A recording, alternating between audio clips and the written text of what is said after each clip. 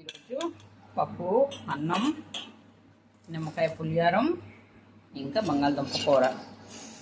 కొంచెం ముందు అన్నం వండేసి కొంచెం అన్నం తీసాను. నేను తీసేసి దీంట్లో నిమ్మకాయ పిండిస్తున్నాను. నిమ్మకాయ పిండిన తర్వాత ఇది కూడాను వేస్తాను. శుభ్రంగా నిమ్మకాయ ముందు పిండేసి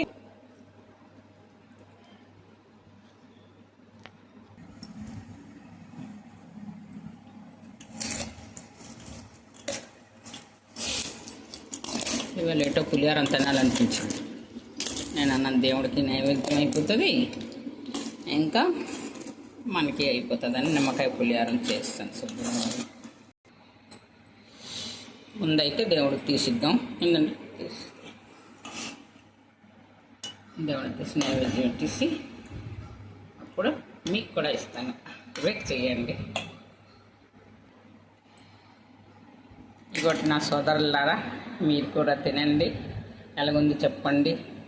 తప్పకుండా కామెంట్ చేసేసి మీరు చెప్పండి, మీరు కూడా ఇలాగ ఎప్పుడెప్పుడు చేసుకుంటుంటారా. అంటే పూజలప్పుడే అని కాదు, కొంచెం బియ్యం ఎక్కువ పెట్టుకొని దాంట్లోంచి కొంచెం తీసుకొని ఎప్పుడు తినాలనిపిస్తే మనం ఇలా కూడా చేసుకోవచ్చు కదా, టేస్టీగా.